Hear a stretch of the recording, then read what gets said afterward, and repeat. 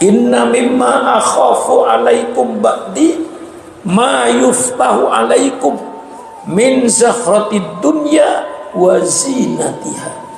Sesungguhnya di antara yang saya takuti, kata Rasulullah, terhadap umatku nanti setelah saya meninggal dunia, ma yuftahu alaikum, sesuatu yang akan dibukakan oleh Allah atas kalian, min zahratid dunya wa zinatiha, dari keindahan dan perhiasan dunia.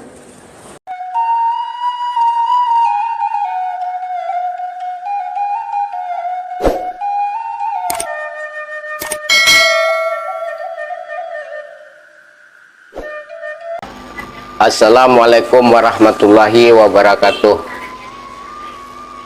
Dun sana minang mustika jaya, namu cintoi, semoga selalu berada dalam keadaan sehat walafiat. Amin ya rabbal alamin. Dalam video kali ini kita akan beri judul berubahnya peradaban dari idealis menjadi materialis. Kita mencari bahasa peradaban barat atau peradaban luaran Allah masuk menjajah negari kita, nah Allah menukar gaya pergaulan umat Islam menjadi gaya peradaban barat tu. Allah terjadi tanpa kita sadari. Terkadang kitalah yang menjadi pelakunya, yang merubah peradaban itu sendiri tanpa kita sadari dan tanpa kita mengakui bahwa kita pelakunya. Walaupun di ranah Minang ada bahasa di sarak bahasa di Kitabullah kembali mulai ditegakkan, kembali mulai dijalankan, dipakuai. Namun kenyataannya kita mencari masih tetap peradaban barat di negara kita Allah berkembang begitu dasarnya. Ada komentar bahwa di negara kita narkoba berkembang, sementara kita mempunyai falsafah dek bahasa di sarak bahasa di Kitabullah. Karena peradaban itulah masuk sebelum kita memperkuat diri. Kita cari kebiasaan-kebiasaan lain di acara baralek misalnya, dengan tenangnya, dengan santainya orang-orang kita misalnya minum minuman kareh dengan alasan cuma sakit mengengean badan saja bertanggang. Sesederhana itulah jawaban orang awak. Ada permainan judi, kalau ditanya iseng-iseng menunggu hari pagi, itulah kenyataan harus kita balikkan ke diri kita. Kita gampang menyalahkan pemimpin. Bahkan negara itu tidak dipimpin oleh orang-orang nambana. Bahkan negara itu tidak bisa mendapatkan pemimpinan nambana, karena dari dasarnya kitalah pelaku yang mengubah peradaban idealis tadi itu menjadi peradaban materialis. Kita akan memandang orang dek kayunya, kita tidak akan pernah mengakui orang dengan kebaikannya. Itulah tampak dan nyata di negara kita, di kehidupan pergaulan orang-orang kita. Kita dengan santainya menyepelekan syariat, kita dengan santainya menganggap bahasa agama itu tidak terlalu penting.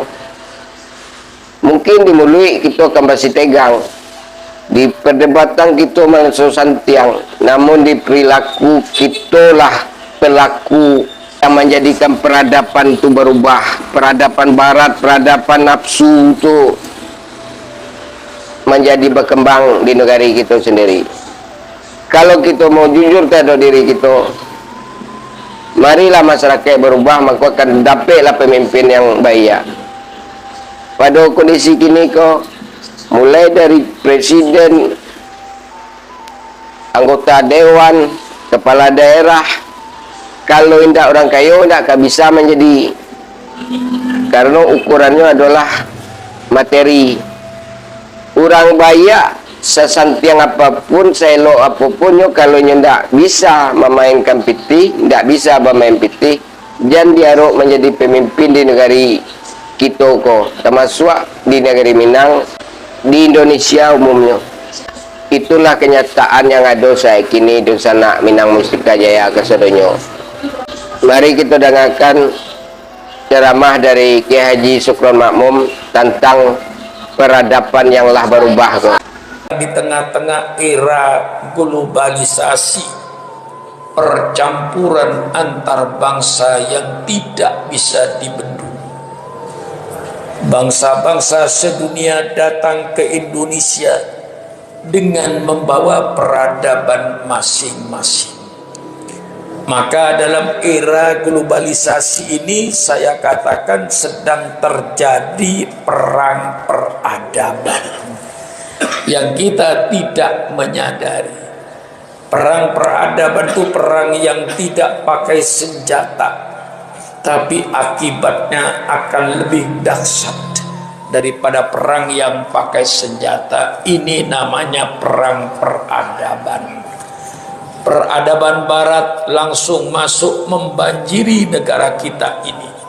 Kalau kita tidak hati-hati, naudzubillah, peradaban Islam bisa redup, dikalahkan oleh peradaban-peradaban yang datang dari barat, yang dasarnya tentu hawa nafsunya. Ini peradaban yang datang dari barat. Kita akan terasa perang peradaban ini kalau kita duduk di lapangan terbang Cengkareng Soekarno-Hatta. Barangkali setiap jam turun pesawat terbang dari luar negeri, katakan turun kapal terbang Qantas Airline, dibuka pintunya keluar orang Australia dengan membawa peradaban mereka, cara berpakaian mereka, cara pergaulan mereka. Sebentar lagi turun pesawat katakan Lufthansa Airline, buka pintunya keluar orang Jerman dengan membawa peradaban mereka, adat istiadat mereka dan cara-cara mereka. Turun pesawat KLM Airline, buka pintunya keluar orang Jepang. Begitulah setiap jam pesawat turun di lapangan terbang, keluarlah bangsa-bangsa sedunia dengan membawa peradaban mereka masing-masing. Yang kita khawatirkan, kalau kita tidak segera membentengi dalam perang peradaban ini, saya atau nanti pemuda-pemuda kita mungkin nanti tingkah lakunya sudah sama dengan pemuda-pemuda yang ada di Eropa, baik berpakaiannya, baik pergaulannya. Ini yang kita khawatirkan dalam perang peradaban ini. Maka saya ucapkan terima kasih kepada pengurus Masjid Nurul Yakin, di mana mengadakan aktivitas-aktivitas dalam rangka membendung peradaban-peradaban yang masuk ke Indonesia ini.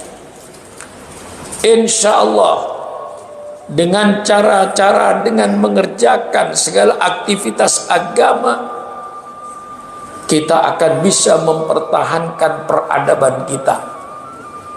Rasulullah sallallahu alaihi wasallam bersabda, "Man ahya sunnati inda fasadi ummati falahu mithlu ajri syahidin." Barang siapa yang menghidupkan sunnahku di tengah-tengah kerusakan umatku, maka pahalanya sama dengan pahalanya orang-orang yang mati syahid di medan perang. Ini yang harus kita bangkitkan sekarang ini. Walaupun banyak hal-hal, kita diserang dari segala macam sudut, dengan kadang-kadang kedok-kedok seolah-olah kayak bagus, ada dengan kedok pembaharuan, ada dengan kedok modernisasi, ada dengan kedok liberalisme.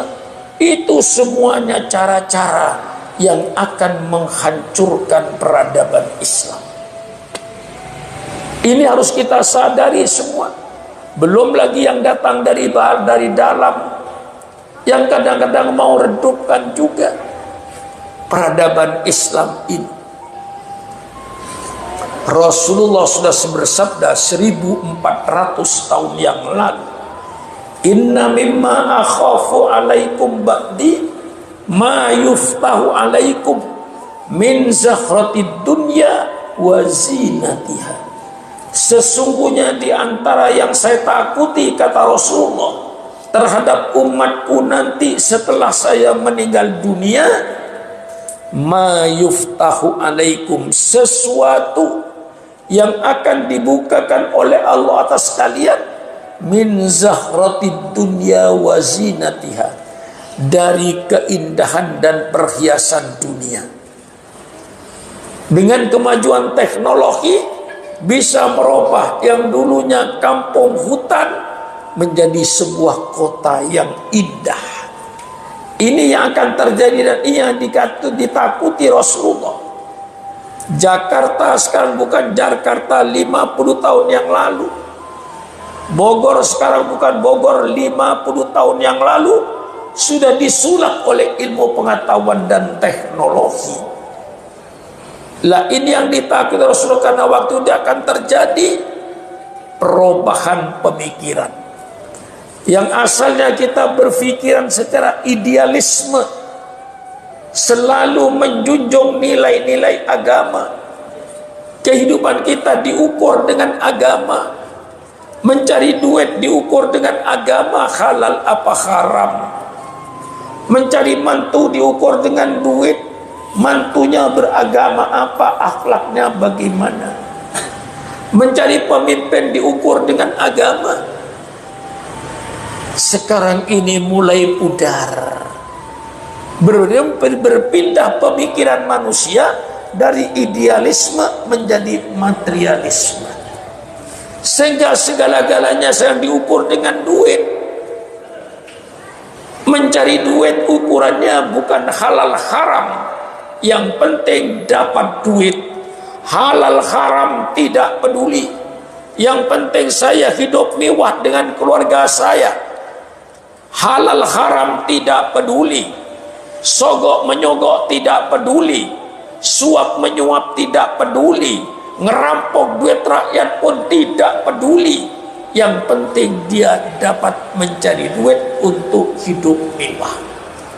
Ini sekarang sedang terjadi, dan inilah yang ditakuti Rasulullah Sallallahu Alaihi Wasallam. Sampai cari mantu pun, subhanallah, kalau yang datang tamunya katakan pakai sepeda ontel, kemudian sepedanya diparkir di pagar miring karena nggak ada tongkatnya. Barangkali ibunya datang sama bapaknya, Pak, barangkali tamu itu nanyain anak perawan kita, Pak. Jawab saja, Pak, sudah ada jodohnya walaupun belum. Tapi kalau yang datang bawa mobil Innova baru, ibunya datang, Pak, barangkali tamu nanyain anak perawan kita, Pak. Terima, Pak, kaya, Pak. Dia tidak berpikir lagi apakah betul miliknya apa mobil Grab. Begitu tampak ini cara berpikir umat Islam mulai berubah. Sampailah di dahsyatnya perubahan ini dan hancurnya mentalnya bangsa Indonesia sekarang. Gimana hancurnya? Milih pemimpin bukan memilih pemimpin yang beriman dan bertakwa kepada Allah, bukan memilih pemimpin yang sidik, amanah, tabligh, fatodah. Yang dipilih pemimpin yang bagi-bagi duit.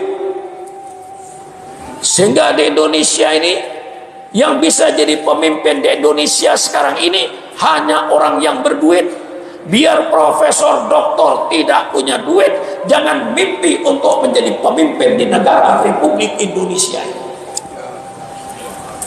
Ya Rabb. Ini sekarang yang terjadi.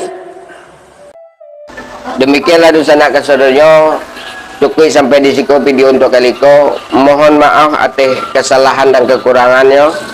Terima kasih atas atensinya.